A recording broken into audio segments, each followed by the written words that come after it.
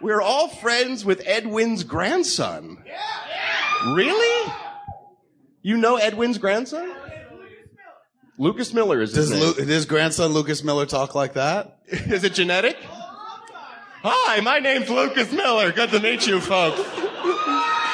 You may not know this, but my grandfather was the voice of the Mad Hatter, don't you know? He was also in Mary Poppins. He loved to laugh. Right. Wait, hold on.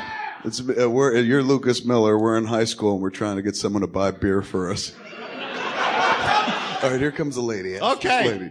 Excuse me, lady. Could you do us a favor? Could you do us a solid? When you're going into the 7-Eleven, can we give you some money and buy us a sit? Lady, where you going, lady? Fuck you, bitch. We got a shorter show this time. I don't even know how much we'll have to say about this. We had a nice little 25 minutes or so about Ed Sullivan, but I feel like this show, the Ed Wynn show, probably have less to say about it, because what the fuck is that? Yeah, can't say I know Ed Wynn. Never heard of him. Yeah, so this particular one is from January 14th, 1950, but technically this is my 40s thing, because this show ran from, actually, hold on, I got the info. It ran from 1949 to 1950. It wasn't very long. Not long. Well, and if it's January 1950, we can definitely call it 49, the 40s. Close enough. And yeah, I was amazed that I found any episodes of this show. It's actually, this one's on YouTube, and someone has said like that they've restored it, but it actually looks a little weird. I don't know. It doesn't quite look natural. The way, whatever they did to try to make it upgraded, it looks weird, but whatever. We basically got it. But just a sec, I got some info about this. So basically, part of this idea was just to, try to clear up my own ideas about pop culture and stuff. Like I was saying last time, I wasn't really even sure what the Ed Sullivan Show was, so it was neat just to watch one, just to know. So this guy, Ed Wynn, the only reason I know about this guy is there's a comedian named Ralph Garman in LA who does a lot of impersonations. And one of his impersonations that he does is this guy, Ed Wynn, who when you hear him talk, you'll see he's got a super distinctive way that he talks. And for whatever reason, this guy, Ralph Garman, just always remembered this dude, Ed Wynn. And for some reason, he always, when he does his impersonations, he always does Ed Wynn as the Riddler messing with the Batman. So I thought this was the guy who played the Riddler in the Batman show, but it's not. That's Frank Gorshin. So already I'm clearing stuff up. It's like, okay, so this guy, Ralph Garman, just does the Ed Wynn voice as the Riddler for no fucking reason. He just thinks it's funny. So this is where it's all just confusing.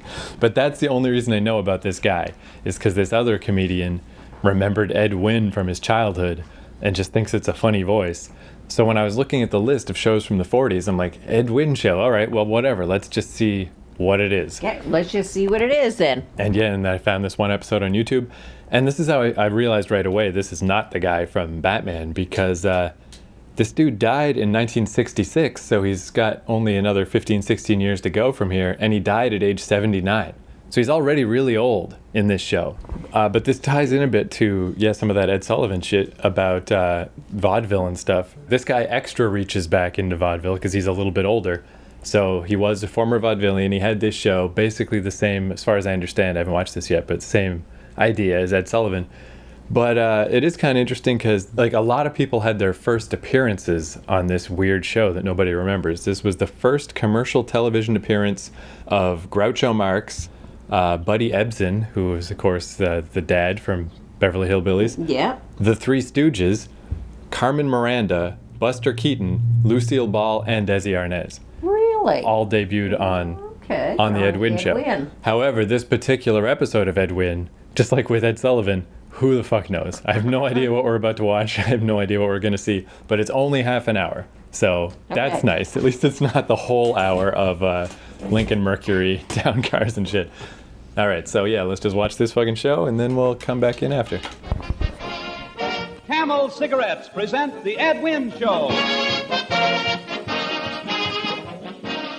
I just want to give you an idea, but it's very, very interesting. Look at this here. Don't you think gives you an idea how I look like between Toledo and Wilmington, Delaware, you know? It's just an idea. Thank you so much. Very kind. Now, ladies and gentlemen, you see, I'm going to show you some Camel advertising. But before that, I would like to get ready for my cooking school. See, my wife is the next cook.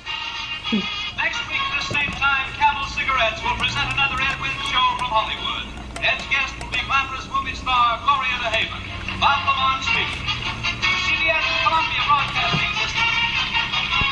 Was CBS the same as Ed Sullivan? Was he on CBS or NBC? See. I don't remember. No, I don't remember. Well, So there's the Ed Wynn show, mere weeks from cancellation. So I mean, it was pretty bad, but I think I the liked best it. thing in it was the ads. Yeah. The most, I mean, I think I liked it better than Ed Sullivan. It's not as good as Ed Sullivan, but it's funnier. Like, less singing. Only one song. It's only half an hour. The rest of it was sketches. And, like, they weren't funny, but, So, well, they were groaners. yeah, so right off the bat, it's the same idea of you've got one advertiser, except instead of a neutral ad like a car, this time it's Camel cigarettes, which obviously in 1950 did not have the same, Stigma. Yeah, because nowadays it's like, geez, that's terrible. Like, it's terrible that they're just advertising this thing. But at the same time, the ads are like little cartoons and funny things happening. But I still thought, like, all right, so this is cigarettes. This is going to be for more an adult, grown-up audience.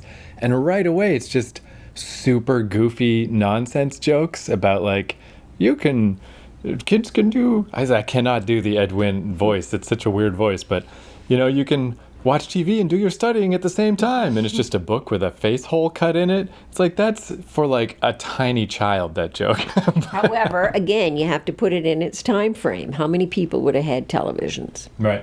Probably not that many. So the production was terrible. The voices were terrible.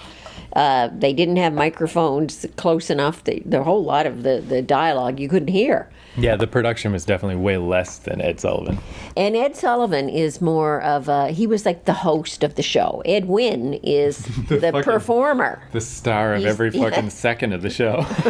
You can never... Yeah, well, even like that detective sketch. It's like, Ed Wynn playing Detective Ed Wynn. It's like, all right, I get it. His name's Ed Wynn. But yeah, and like the jokes were like the idea, they know what a joke is, they're just not nailing it. Like, it's that Naked Gun style joke of, like, separate the eggs. So he puts the eggs apart from each other, and it's like, oh, I hate to separate them, they've been together so long. Or powdered sugar, and he just gets out a powdering thing for powdering your nose and powders the sugar.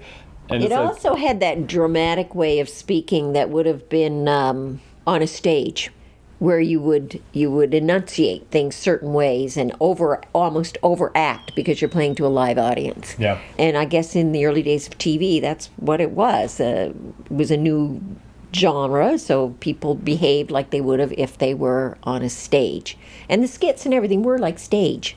Yeah, it definitely had that sort of improv-y feel of they're just kind of making up shit and it's kind of loose. But I was thinking, like, if this was vaudeville, there better be, like, some can-can girls coming up, because this shit is not entertaining. I'd be very disappointed if I was in a nightclub or something and these were the jokes. But, I mean, who knows? Maybe he cleaned it up for TV and it lost all its humor? I don't know. I'm not sure what happened. So we didn't get any big-name celebrities. We got a reference to, what was his kid's name? Keenan. Yeah, so Keenan Wynn apparently is indeed his kid, and our big actor was Howard Duff. Is that his name? Yeah. So he later became a TV actor, but at this point he's the radio voice of Sam Spade, and a bunch of jokes about, like, radio actors trying to make it on TV that a little bit funny. The keenest thing, the most prepared thing was the Camel ads, though. Yeah. Except when when Ed was doing his little thing about the cigarettes, that was not prepared at all. But the actual ads themselves were prepared. Now, the thing that is unusual about it, though, cigarettes are such a health issue now, but they finish off by saying they send 1 million and however many cigarette gift packages to veterans' hospitals on various places throughout the United States. And here are obviously people in hospital, veterans hospital, and they're getting cigarettes. Yeah, here you go. Let's hey, you got problems? Well, they're about to get worse. or better, because now you can smoke a Camel. Yeah, well, and at the start too, the thing about, like, these cigarettes, Camel cigarettes, are proven to have no throat irritation. The 30-day test. You can take the 30-day test. You've got the little calendar. You can click it all off and And see that they're right. It's so creepy because, yeah, like I've been living with my cousin Dan lately, who's been a lifelong smoker. And, like, yeah, he's hit that point now that he's in his mid-40s that it's just, I can tell when he's asleep because he's not coughing. As soon as he wakes up, it's just coughing from the next room. And it's like, I wish this guy would stop coughing all the time, selfishly. But Well, it's I also... guess maybe you better go get some Camels. Yeah, I was going to say, but it's also sad because it's like, yeah, it's finally catching up. Like, you can smoke for 30 years and you'll be more or less okay. But eventually, this shit's going to get you. Yeah. And it's so creepy because, yeah, back in these days, they clearly had no fucking sense of that at all. Like, there was this joke in The Simpsons, and it was, their joke was, this really helps soothe your Q zone. And I thought that was just like a funny non sequitur that The Simpsons was making. But in this one, it's the T zone, the taste zone. And I'm like, holy shit, that was a real thing. Like, that Simpsons joke isn't even a joke. It's just really what cigarette ads were. It's like, that's fucked up. You can smoke for 30 days. You just can't smoke for 30 years. Yeah. Can you, though? Can you smoke for 30 days? Like, yeah, man, cigarettes were so creepy. Of the modern era, one of the creepiest businesses because it was just so mainstream and so accepted and But so again, murderous. like the Ed Sullivan Show, which had the car ads incorporated right into the show itself, they were not separate. This show also, 2 years later or a year and a half later, is doing the same thing. Those advertisements were incorporated right into the show and made part of the skit. Whereas today, ads are completely separate. The show ends, the commercial comes on. The commercial ends, the show comes on. It's interesting, though, because, yeah, this show only ran for a year. That Camel Cigarettes was clearly like, yeah, Camel was like, sorry, Ed, not good enough. Like, we can sell more cigarettes with virtually anyone else. So you're out of here. The one of all of the dopey jokes and little sketches, and there was only one song, so I appreciated that because this was only a half-hour show. The one bit that I legitimately thought was funny is they're doing this murder mystery sketch, and they're reading off the will, and at every stage of the will, Ed just shoots the guy, so they have to go to the next person in the will, so he'll eventually get the money. Again, not a very nuanced joke, but at least that one made me laugh. Except they had to repeat the same thing over. In the will, so-and-so will get $17 million. However, if so-and-so has died, then it will go to so-and-so. If so-and-so dies, so-and-so will get the $17 million. If that person dies, it will go. They had to say that over and over and at least 5 times. Yeah, I think I said It's this. like overkill. I think I said this last time, but they had a joke about that too with Krusty the Clown show, where he's got to cut it down. It's like, the show's too long, so he's like, all right, I guess I could cut the hobo parade down to a lean 15 minutes. Like, that is like everything, it takes way longer than it needs to, because of this half-hour show, there's really only 10 minutes of content. It's like, let's just stretch it out, put in some Camel ads, and here we go. Throw a song in there, we're good to go.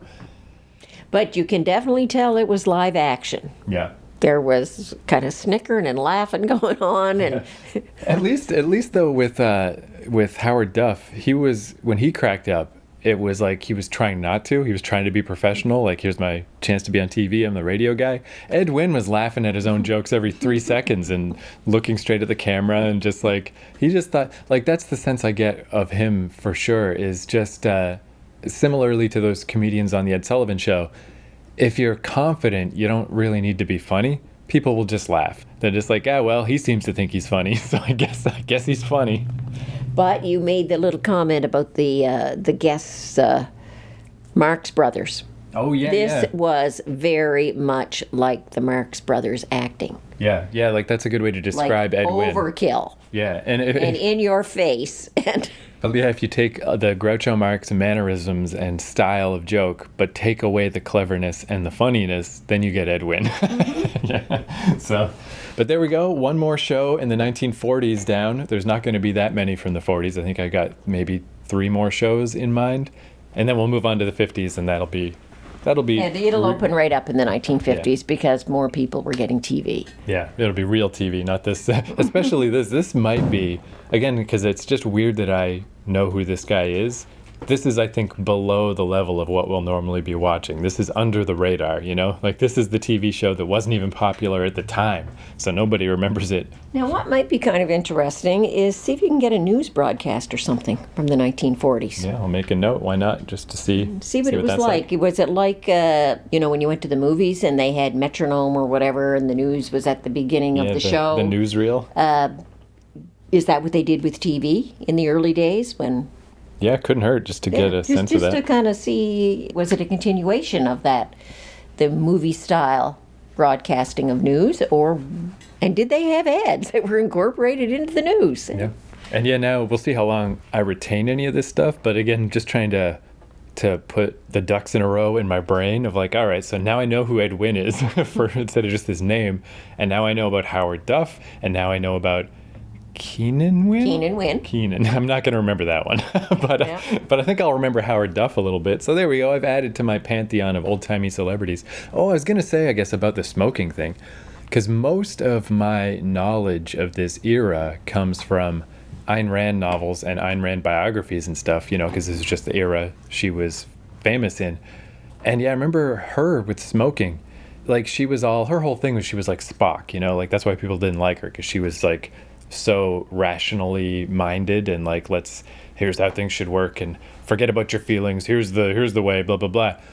But like, they did such a good job of making everyone think cigarettes were safe that even this robot woman thought it was safe to smoke cigarettes. And then when people started telling her, man, you can't do this is bad for you, she didn't believe them until she saw an actual x-ray of her own lungs with cancer parts starting. And then she quit smoking that day and just went cold turkey and never smoked again. But like, that's how pervasive it was, that if you're just in society every day and everyone, including Ed Wynn, is telling you that cigarettes are great for your T-zone, even like Spock robots like Ayn Rand thought it was okay to smoke. That's just crazy that, the power of commercialism. Yeah, it's nuts. Just fucking glad I never started smoking. What a nightmare. All right, so there's that one, Dan. Now, here's one of our favorite Duff beer commercials from the early 1950s. Only Duff fills your Q-zone with pure beer goodness. So drink up, and up, and up! Duff Beer, proud sponsors of Amos and Andy. We're proud of all of our Duff commercials, but here's a very special one from 1960.